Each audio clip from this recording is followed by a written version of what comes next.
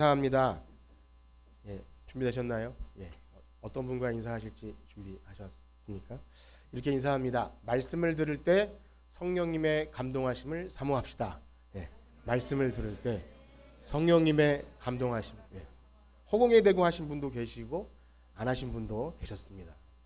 반갑게 인사하신 분에게 성령님의 은사가 더 갑절로 임하게 되길 축복합니다. 예, 감사합니다. 우린 계속해서 우리 예수님을 믿고 구원받은 성도들이 우리를 구원하신 이 하나님께 대해 드리는 이 최고의 영적인 활동, 바로 예배에 관해서 함께 나누고 있습니다. 그렇습니다. 우리가 이 시간에 다 예배하러 나왔지요. 예배에 대해서 오랜 시간 예배를 드렸고 또 얼마 안 됐더라도 당연히 예배하러 나왔는데 우리가 뭘 예배에 대해서 배우겠습니까? 그러나 목사님 저나 여러분이나 우리들 안에 남아있는 이 죄성은요, 하나님이 주신 너무나 좋은 것들을 너무나 식상하게 여기고 또 형식적으로 여길 때가 너무나 많고요. 특별히 이 변화하는 세대 안에서 이 세속적인 영향을 받아서 자기 소견에 옳은 대로 예배의 형태까지도 많이 변화되는 것이 오늘날의 현실입니다. 우리 사랑하는 가족이나 부모나 또 배우자, 자녀들, 우리에게 허락하신 너무나 좋은 이 자연 환경 또 건강과 먹을 수 있는 것들, 너무나 좋은 것들을 우리 인간이 꾀를 내어서 그렇게 악하게 만드는 것이 오늘날 우리의 현실이죠. 그런데 그것을 다 얻는다 해도 우리가 그 좋은 것들을 버리고 더 좋은 것들을 얻는다 해도 결국 우리의 그 영혼의 갈망은 채워지지 않고요. 오히려 그 끊임없는 욕구로 인해서 인간은 더욱더 삶이 피폐해지는 것 같습니다. 그래서 우리가 매일 성경을 통해서 만나는 이 전도서 저자인 그 솔로몬 왕은요, 세상에서 가장 지혜롭다는 이야기를 듣고 그 많은 부함을 다 누렸지만 그가 결국 깨달은 것이 무엇이었습니까? 그 헛되고 헛된 인생 안에서 우리에게 주신 이 삶, 그것을 선물로 여기고 맛있게 음식을 먹고 일하고 수고하고 사랑하는 아내와 즐겁게 살아간다면 그것이 지혜라고 그렇게 말하지 않습니다. 너무나 단순하고 소박한 것인데 그것이 하나님을 경외하는 삶이라고 그렇게 얘기합니다. 그렇습니다. 하나님이 우리에게 주신 너무나 좋은 것들 가운데 그 중에서 이 예배는요, 너무나 행복하고 좋은 것이죠. 여러분 그렇게 믿으십니까? 우주 만물을 창조하신 하나님이 우리와 같이 비천한 죄를 만나 주시기 위해 허락하신 이 자리. 그래서 이 특별히 이 복된 자리. 그러나 우리 인간은요, 이 썩어질 헛된 우상과 썩어질 재물로 그 하나님을 바꿔버리고 영혼의 목마름을 채우기 위해서 그 우물가의 여인처럼 헛되고 헛된 것을 찾아 헤매지만 하나님은 끝내 우리를 만나 주시기 위해 예배자리를 만들어 주시는데요. 구약 시대에는 그랬죠. 돌로 단을 쌓게 하시면서 하나님께 예배하게 하셨고, 시간이 지나면서 출애굽 이후에는 또 성전과 성막을 만들어 주셔서 그 희생 제물이 죽는 제사의 방식으로 우리를 만나 주셨습니다. 그리고 그럼에도 불구하고 구약의 모든 제사 방식은요, 온전하고 영원한 새 길을 열어주시는 예수 그리스도가 오시기 전까지 모형이었습니다. 완전하지 않았고요. 불완전한 모형과 그림자였지만 마침내 사랑하는 하나님의 아들 독생자 예수 그리스도를 이 땅에 보내주셔서 완전한 대속죄물 되게 하심을 통해서 이제 우리가 하나님께 나아가는 새 길을 열어주신 줄 믿습니다. 그 예수님은요, 우리의 모든 율법의 요구와 죄값을 다 치러주셨어요. 십자가 위에서 다 치러주셔서 우리가 이제 하나님께 나아가는 어떠한 길도 막히는 것이 없는 것, 바로 우리가 예배하는 이 자리는 그러한 자리입니다. 그러므로 사랑하는 성도 여러분, 우리가 하나님께 예배하러 나올 때 이것을 꼭 기억하십시오. 이것은 그냥 우연히 쉽게 얻어진 자리가 아닙니다. 하나님이 우리를 만나시기 위해서 오랜 역사 속에서 준비하셨다가 예수님을 보내주셔서 우리에게 이 예배 자리를 열어주셨습니다. 자, 그러나 우리가 살면서 아까 말씀드린 대로 너무나 좋은 것들을 시시하게 여기고 그 광야에서 내린 만나를 하찮게 여겼던 것처럼 우리도 이 예배 자리를 때로 시간에 쫓겨서 혹은 귀찮게 혹은 때우는 방식으로 그렇게 하지 않나 우리는 늘 생각해야 됩니다. 만약 우리의 예배가 그렇게 여겨진다면 우리는 가장 불행한 상태에 빠진 겁니다. 하나님과 만나는 그 귀하고 복된 자리를 꼭 우리가 시시하게 여겼거나 혹은 우리의 속에 숨어있는 그 위선적인 마음과 종교성으로 그냥 때우는 방식으로 그냥 그렇게 됐다면 우리는 깜짝 놀라셔야 돼요. 우리가 어찌 그렇게 되었는지를 생각해야 됩니다. 그렇습니다. 바라고 원하옵기는 바로 이 시간 말씀 듣는 시간을 통해서 우리 다시금 예배에 대한 그 마음을 회복하시고 하나님께서 우리에게 이 예배를 통해서 성령의 역사하심을 경험하는 귀한 은혜의 시간 되기를 주님의 이름으로 축복합니다. 자, 지난 시간까지 우리는 그 예배 인도자가 되시며 그 예배를 통해 우리를 감동하시는 성령님의 역사에 관해서 배웠습니다. 그렇습니다. 우리 참되게 예배하는 이 예배 자리는 사람이 아니라 성령님께서 인도하시는 것입니다. 사람이 준비하고 목사인 제가 이렇게 예배 인도하고 말씀을 전하지만 성령님이 인도자가 되어주지 않으면 성령의 감동이 있을 수가 없고요. 사람을 변화시키거나 우리에게 결단이 일어나가 하는 모든 일도 사실 불가능한 것입니다. 그 모든 일들은 우리의 일상의 예배로부터 또 여러분들이 아침부터 예배를 드리기 위해 준비하는 모든 발걸음과 또 찬송 부르고 기도하고 헌금하는 모든 순서까지도 하나님이 감동하셔서 우리에게 그 성령의 역사가 있는 것이죠. 그래서 우리는 우리의 예배 인도자가 되어주시고 예배를 통해 우리를 감동하시는 그 성령님의 역사를 기대하고 항상 사모하셔야 됩니다. 그런데요, 우리가 지금까지 살펴본 그 예수 그리스도께서 열어놓으신 이 새로운 길을 통해서 이제 우리가 새로운 예배를 드리는 이 새 시대의 예배, 조금 새 시대에서 최근에 새롭게 바뀐 것이 아니라 바로 신약 이래로 예수님 때문에 우리가 드려진 이 새 예배는요, 성령의 역사를 가장 강하고 직접적으로 경험하는 그 시간이 무엇입니까? 바로 하나님의 말씀을 듣는 시간인 줄 믿습니다. 여러분 그렇게 믿으시나요? 예, 그래서 진정 예수 그리스도를 믿는 이 참된 고백 위에 세워진 교회는 여러분 교회의 표지 기억하십니까? 참 교회의 표지 무엇이 있죠? 바로 하나님의 말씀, 그리고 성례, 그리고 권징. 다 잊으셨죠? 예, 내년에 다시 한번 하도록 하겠습니다. 참된 교회는요, 참된 신앙 고백 위에 세워진 교회는요, 하나님의 말씀이 신실하게 선포되고 성례가 시행되고 또 권징이 있는 겁니다. 말씀으로 다 되어지는 거죠.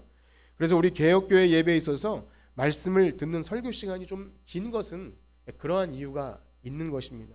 목사님이 뭐 잘났거나 아니면 할 말이 많아서가 아니라 말씀이 가장 우리에게 성령의 역사가 가장 귀하게 일어나는 시간입니다. 그러나 시간이 지남에 따라서 우리가 아까 말씀드린 대로 예배 자체를 식상하게 여기거나 또 형식적으로 여기게 되기도 하고요.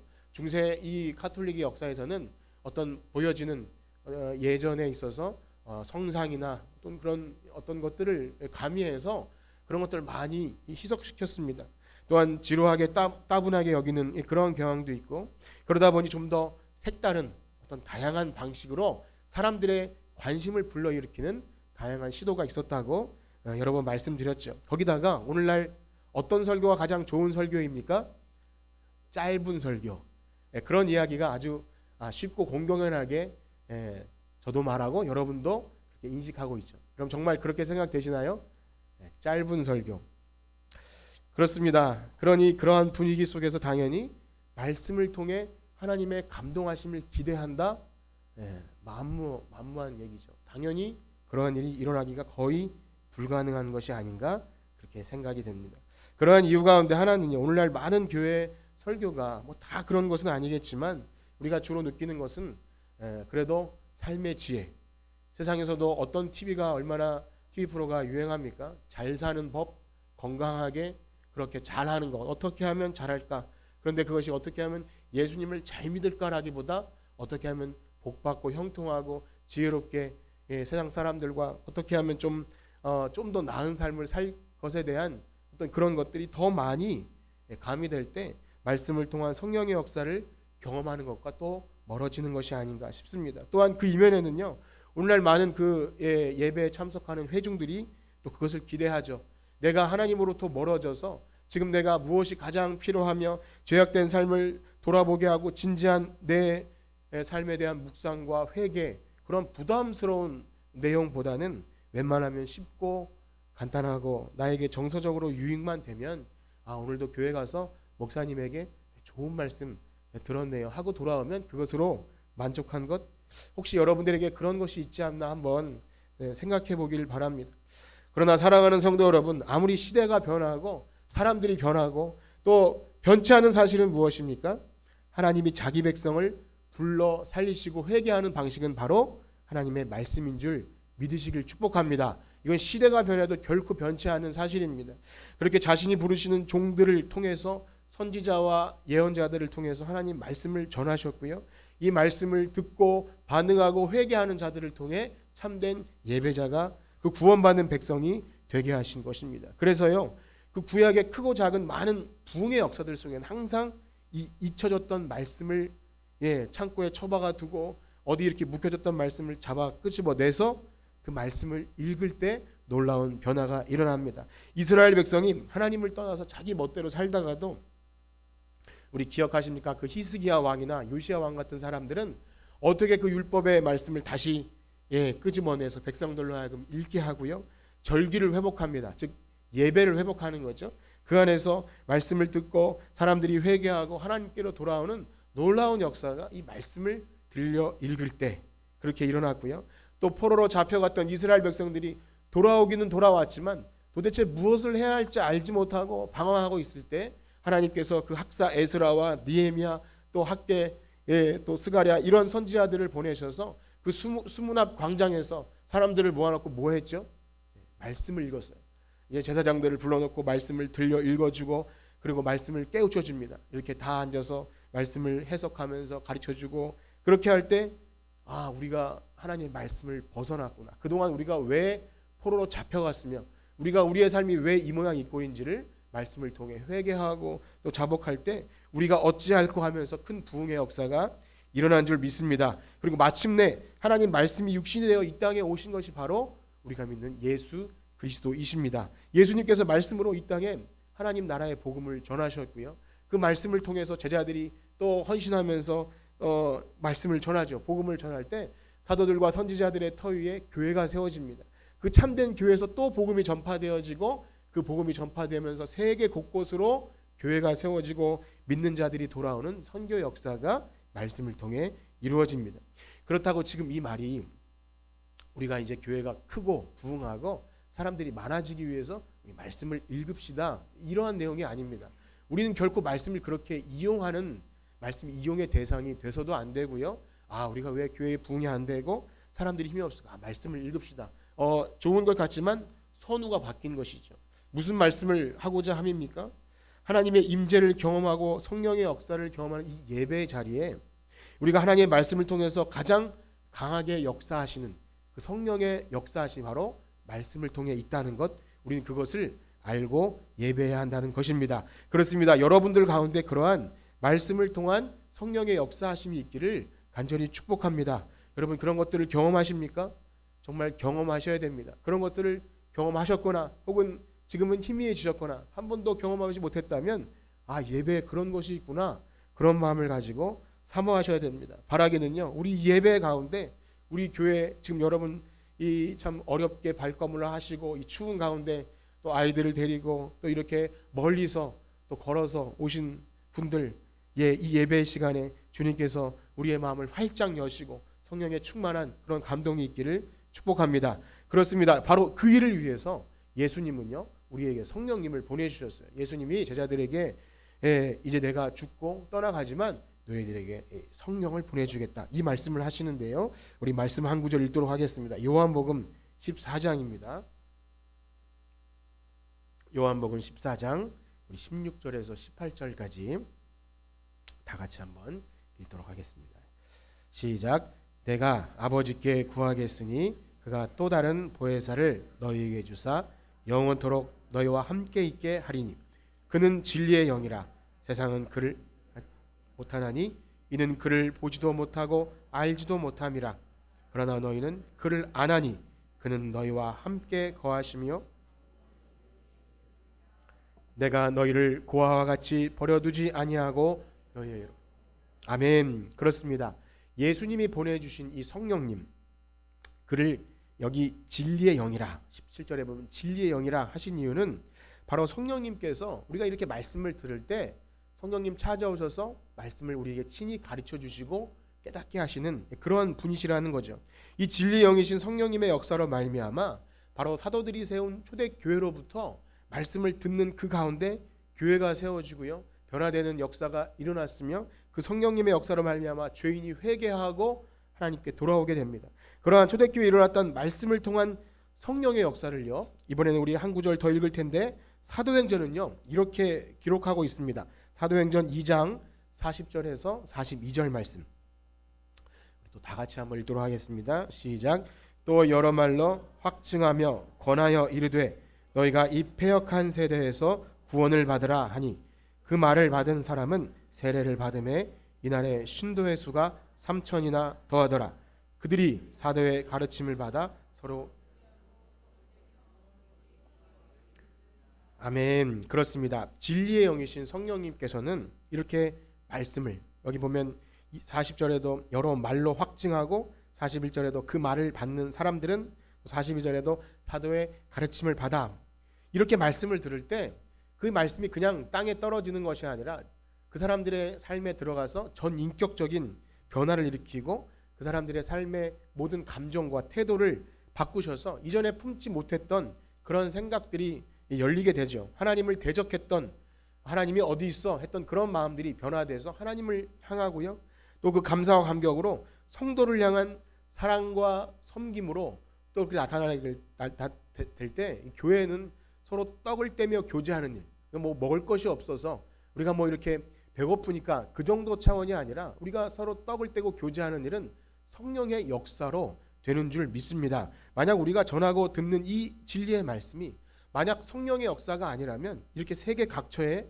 교회가 세워질 수도 없었고요, 참되게 예배하는 자들을 불러 모을 수도 없었을 것입니다. 그렇습니다. 그래서 우리가 함께 읽은 오늘 고린도전서 본문에 보면요, 바울은요 자신이 이 성도들에게 가르치는 설교가 사람의 지혜로 가르치는 것이 아니라 바로 성령님이 가르치시는 그런 영적인 일이라고 말하면서 오늘 이 본문을 말씀하셨는데, 우리 그 부분을 한번 다시 읽겠습니다. 고린도전서 2장 13절에서 14절입니다. 시작. 우리가 이것을 말하거니와 사람의 지혜가 가르친 말로 아니하고 오직 성령께서 가르치신 것으로 하니 영적인 일은 영적인 것으로 분별하느니라.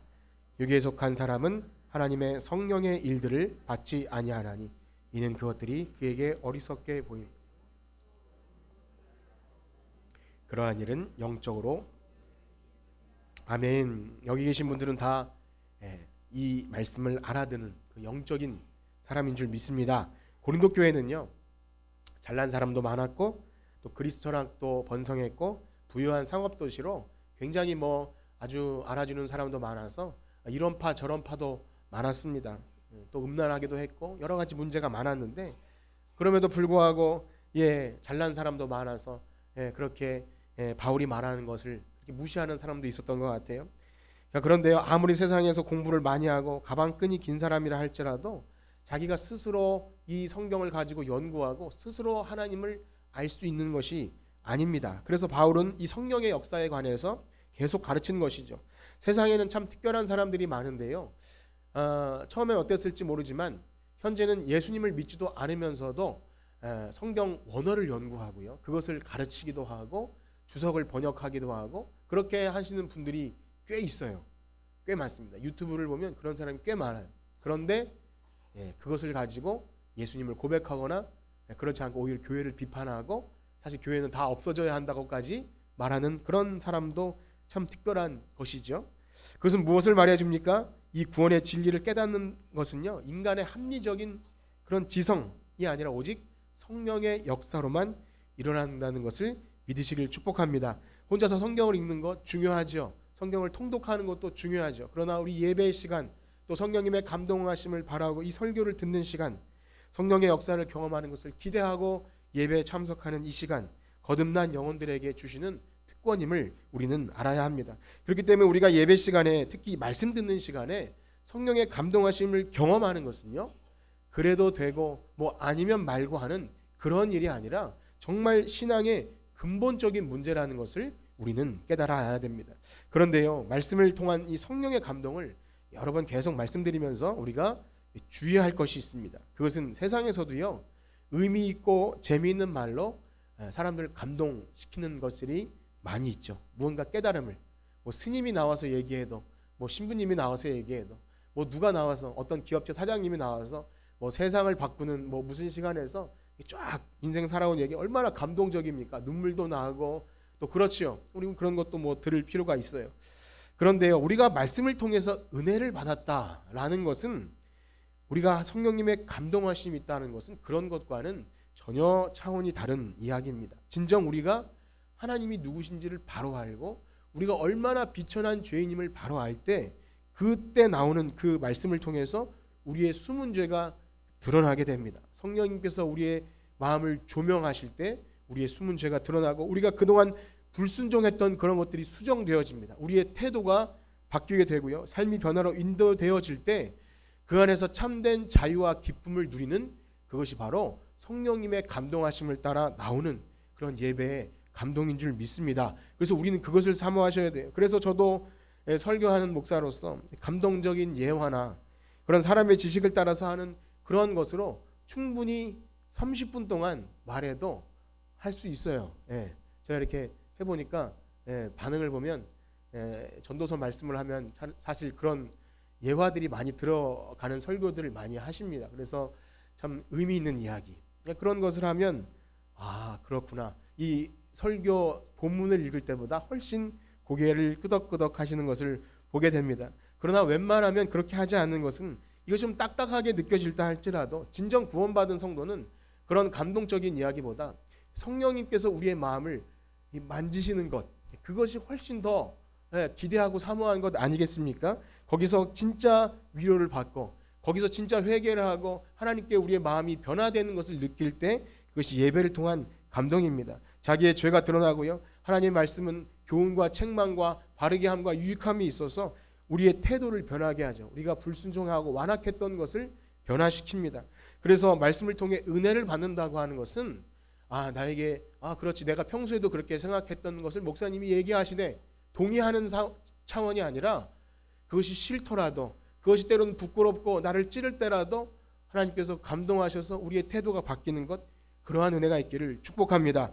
그렇습니다. 설교 시간에 여러분들이 듣는 태도를 정말 유심하게 살피셔야 됩니다. 여러분 잘 듣고 계십니까?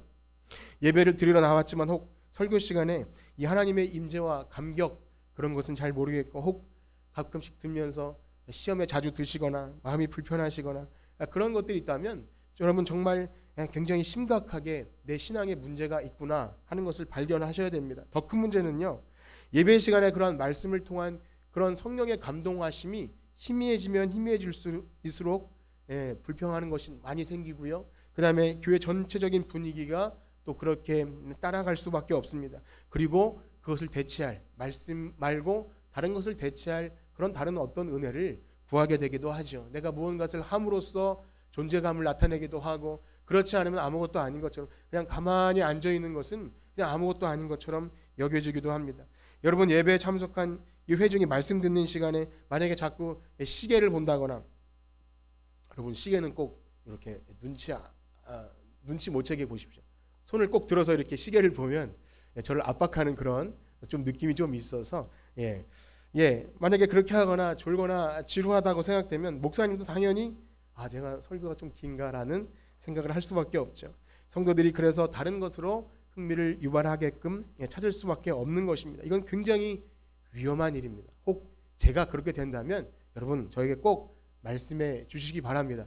목사님 그래도 힘들어도 말씀을 꼭 전해달라고 그렇게 저에게 말씀해 주셔야 돼요. 그렇습니다. 우리가 예배를 역동적으로 드리고 적극적으로 드린다고 하지만 여러분 가장 적극적이고 살아있는 예배는 하나님의 말씀을 듣는 것입니다. 여러분 믿으시나요?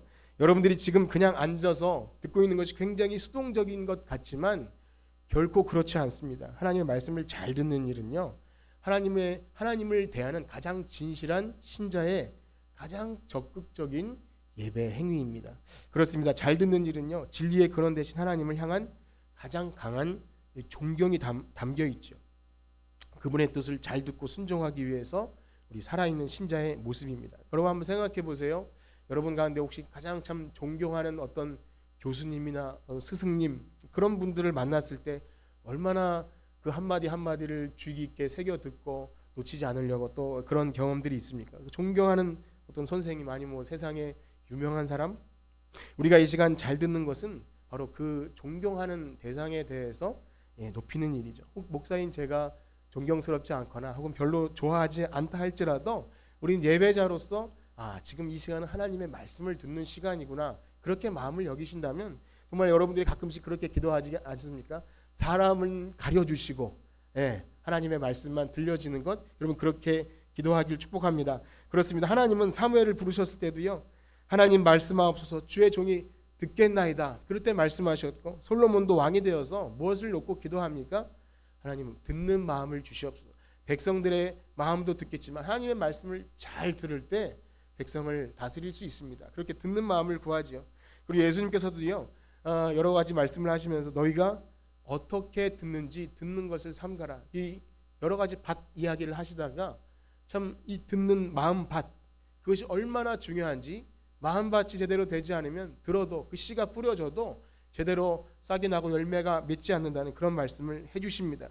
그렇습니다. 우리가 이 듣는 일이 이 수동적인 것 같고 우리의 예배 일원으로 좀 뭔가 해야 내가 적극적으로 예배에 참여한 것 같다는 생각이 들지만 사실은 그것은요, 성경적이지 않습니다. 우리가 그냥 앉아 있어도 적극적으로 수동적으로 말씀을 드리세요. 수동적인 적극성, 말이 좀 이상한 것 같은데 그것이 수동적으로 앉아 있는 것 같지만 가장 적극적인 하나님을 향한 그런 예배입니다. 그래서 바울도요, 이 데살로니가 교회 성도들이 하나님의 말씀을 듣는 일에 이 적극적인 태도를 보였다는 것을 칭찬하면서 이렇게 기록합니다. 우리 데살로니가 전서 말씀 읽겠습니다.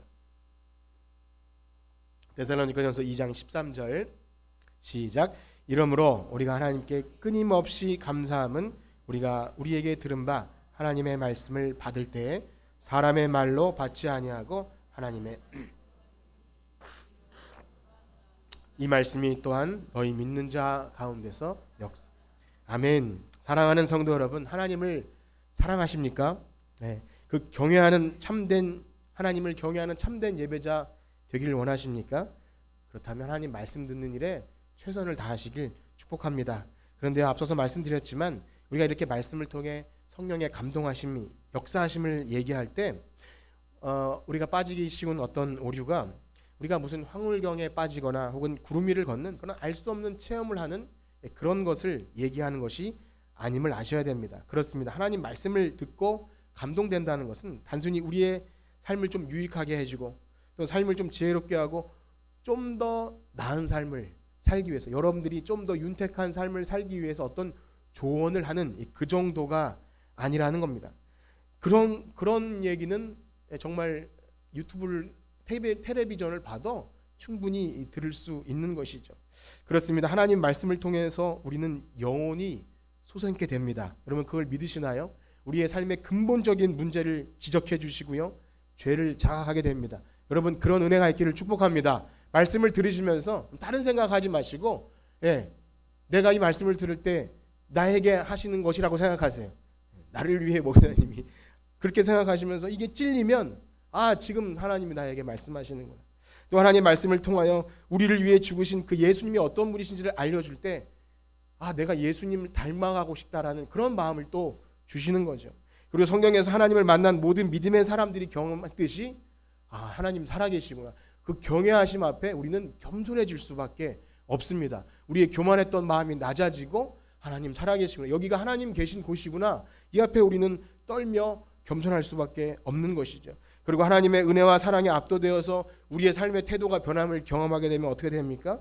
거기서 큰 위로와 평안을 얻고 이제 내가 예수님을 위해서 내 삶을 다 드려도 저는 충분합니다, 내가 사나 죽으나 주님의 것입니다 하는 고백이 우리의 고백이 되는 줄 믿습니다. 그렇습니다. 하나님의 말씀은 살아있고 운동력이 있어 반드시 역사하심이 있는 줄 믿습니다. 우리 히브리서 말씀 함께 읽겠습니다. 히브리서 4장 12절 시작. 하나님의 말씀은 살아있고 활력이 있어 좌우의 날선 어떤 검보다 예리하여 혼과 영과 및 관절과 골수를 찔러 쪼개기까지.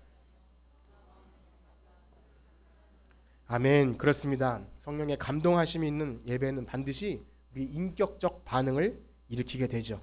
성령께서 말씀을 통해서 숨었던 죄악과 우리의 위선적인 것들을 막 드러내실 때 긍정적인 반응이든 혹은 부정적인 반응이 일어나게 되어 있습니다. 사도행전에서 보면 베드로가 오순절 설교를 하였을 때 많은 사람들이 그 마음이 찔렸고 회개하는 긍정적인 반응이 일어났고요. 또 느헤미야서에서 보면 아까 전에 말한 그 수문학 광장에서 에스라가 설교할 때도 사람들은 기쁨과 감동의 눈물을 흘리면서 그 인격적인 반응이 일어났습니다. 그러나 안타깝게도요, 똑같은 말씀이지만 모세가 바로 앞에서 하나님의 말씀을 전했지만 바로는 끝까지 목을 곧게 하고 그 강팍한 마음을 내려놓지 못할 때 어떻게 되었죠? 결국 멸망받을 수밖에 없었습니다. 이스라엘 왕 초대 왕 사울 왕도요, 처음엔 참 겸손한 사람이었지만 사무엘 선지자를 통해 하나님이 계속 말씀해 주셨지만 끝까지 말씀에 불순종할 때 어떻게 되었습니까? 결국 왕위에서도 폐위당했지만 그 모든 가문이 한날 다 전투에서 죽을 수밖에 없는 악한 그런 또 악신이 들린 그런 좀 끔찍한 일도 보게 되죠. 예레미야가 하나님의 뜻을 전했지만 여호야김 왕은 어떻게 반응했습니까? 그 겨울 궁전에서 두루마리 그 책을 면도칼로 쫙쫙 찢으면서 화롯불에 던지면서 그런 쓸데없는 소리 하지 말라. 우리가 무슨 멸망을 받겠냐. 그렇게 할 때 어떻게 됐습니까? 완전히 나라가 망해 버렸죠.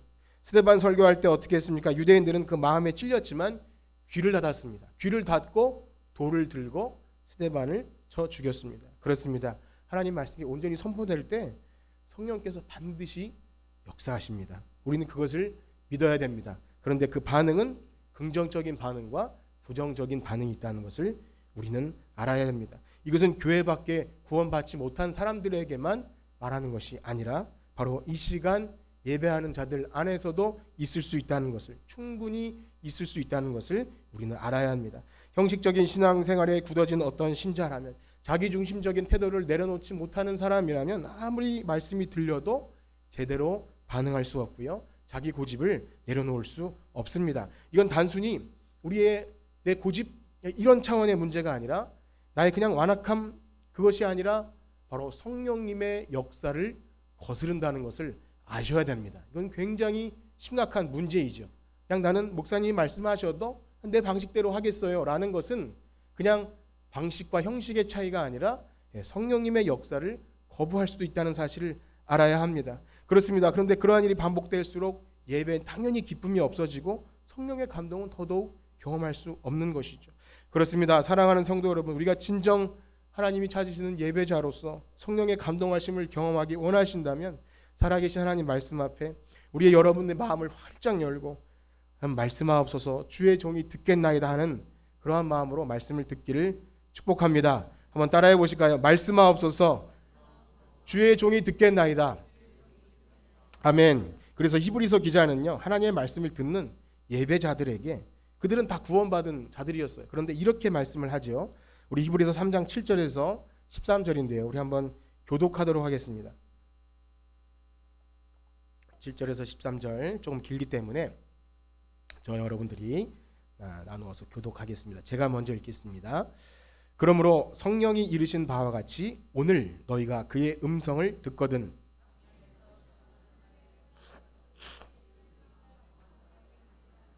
거기서 너희 열조가 나를 시험하여 증언하고 40년 동안 나의 행사를 보았느니라.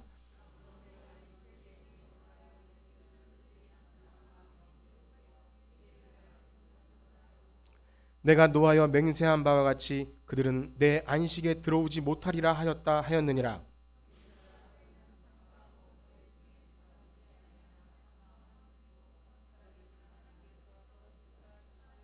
함께 읽겠습니다. 오직 오늘이라 일컫는 동안에 매일 피차 권면하여 너희 중에 누구든지 죄의 유혹으로 완고하게 참도록. 아멘.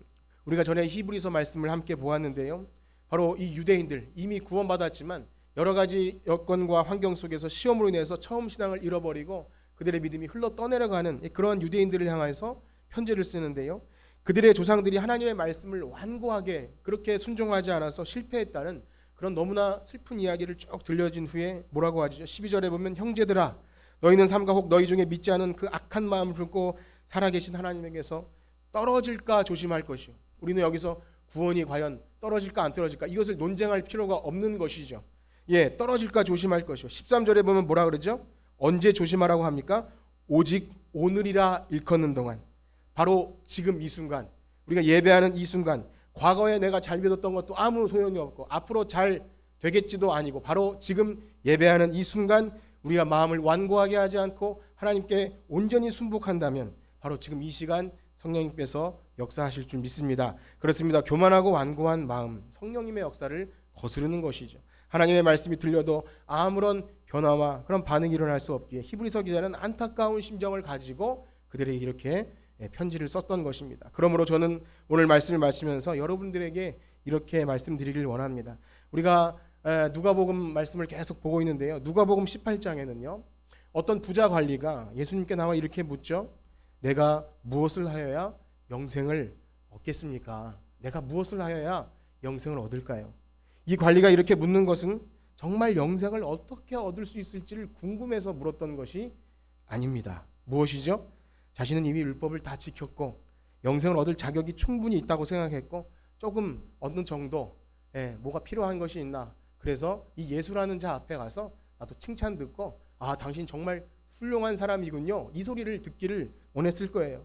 무엇이죠? 오늘날로 말하면 나는 교회 다닌 지 오래되었고 직분도 있고 이만하면 됐으니까 저는 알아서 할 테니까 신경 쓰시지 않으셔도 됩니다. 라는 것과 같은 거겠죠. 그때 예수님께서 뭐라고 말씀하십니까? 우리 누가복음 18장 22절과 23절 같이 읽겠습니다. 시작. 예수께서 이 말을 들으시고 이르시되 내게 아직도 한 가지 부족한 것이 있으니 내게 있는 것을 다 팔아 가난한 자들에게 나눠주라. 그리하면 하늘에서 내게 보화가 있으리라. 그리고 와서 나를 따르라 하시니 그 사람이 큰 부자이므로 이 말씀을 듣고 심히 근심하라. 아멘. 이 사람이 큰 부자이므로 이 말씀을 듣고 심히 근심합니다. 이 말씀을 들려드릴 때 이것이 비단 물질을 다 바치면 영생을 얻는다 그 말씀이 아니라고 말씀드렸죠. 무엇입니까? 이 사람의 숨은 죄, 거짓된 위선 그것을 예수님이 간파하시고 그것을 딱 찔러주신 거예요. 그가 그걸 다 들여서 영생을 얻는다는 말이 아니라 이걸 듣고 아 내가 죄인이구나. 내가 내 행위로 의로워질 수 없구나를 하고 믿고 자복하고 주님께 돌아오기를 바랐던 것이죠. 저는 여러분들이 오늘 이 설교를 듣고 혹 이 누가복음에 이 등장한 부자 관리처럼 혹시 말씀을 듣고 근심하며 돌아가셔도 저는 괜찮습니다. 왜냐하면 물론 기쁨으로 돌아가시면 훨씬 좋겠지만 그냥 아무런 반응이 없는 것보다 근심하시면 더욱 좋을 것 같습니다. 저는 때때로 누군가에게 좋은 말씀을 들려드리고 성도님들께서 목사님 말씀에 은혜 많이 받았습니다 하는 그러한 인사를 듣고 싶은 유혹이 얼마나 많이 빠지게 되는지 모릅니다. 그래서 무난한 반응을 위해서 온갖 애를 쓰면서 원고를 작성하다가 썼다 지우고를 반복합니다. 내가 이렇게 하면 혹시 그분이 시험에 들지 않을까? 이런 부분은 이런 것이 걸리지 않을까? 상처를 받지 않을까? 너무 지루하고 재미없지 않을까라는 생각에 들 때 그러면 그럴수록 하나님께서 우리 삶에 역사하실 그 통로를 내가 미리 차단하는 것은 아닌가? 또 그렇게 회개가 되죠. 설교자 자신이 먼저 말씀을 부드럽고 웬만하면 충격이 없도록 들려드리기 위해서 왜 우리가 택배를 먹을 때 완충제를 넣지 않습니까? 뽁뽁이 비닐을 잘 감싸서 어떻게 하면 아주 부드럽게 들려드릴까를 노력하고 할 때 성령께서는 분명히 찔리기도 하시고 회개케도 하시고 말씀에 순종하게 하는 도전도 주실 텐데 제가 그것을 다 차단하는 것은 아닐까 그렇게 고민이 됩니다. 사랑하는 성도 여러분, 하나님 말씀 살아있고 활력이 있어 좌우의 날성검처럼 우리의 심령과 관절과 골수를 찔러 쪼개기까지 한다는 말씀을 믿으십니까? 그렇다면 우리 여러분 예배 시간에 내가 편안하게 앉아서 좋은 소리 듣겠다는 그러한 기대를 내려놓기를 축복합니다. 혹 목사님 말씀에 시험 드는 일이 있다 할지라도 귀를 닫고 그냥 뭐 교회 안 나오면 되겠다라는 그러한 생각을 버리셔야 됩니다. 그러한 마음 가지고 결코 진정한 예배자가 될 수 없을 뿐더러 말씀을 듣고 성령의 감동하심을 경험할 수 없는 것이죠. 우리가 목장 모임을 하는 이유도 바로 그러한 일의 연장선상입니다. 목장 모임은 그저 성도들의 안부를 묻고 친교하고 더 친해지고자 하는 것이 아니라 주일에 말씀을 들었는데 잘 들었는지를 확인해 주는 시간이고요.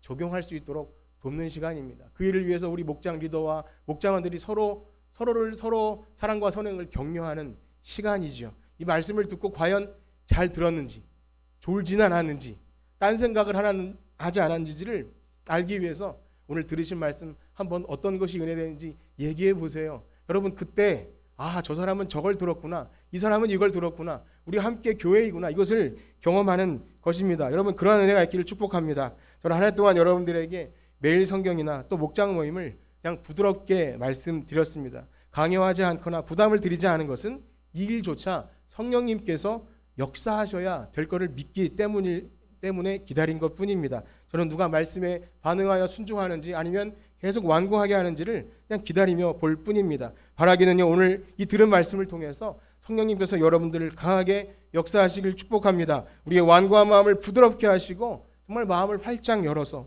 하나님께로부터는 그 우리의 영혼을 솟원케 하는 그 깊고 풍성한 영적인 교제가 무엇인지 아는 그런 예배를 통해 힘과 능력을 얻는 여러분들 되시길 주님의 이름으로 축복합니다. 기도하겠습니다.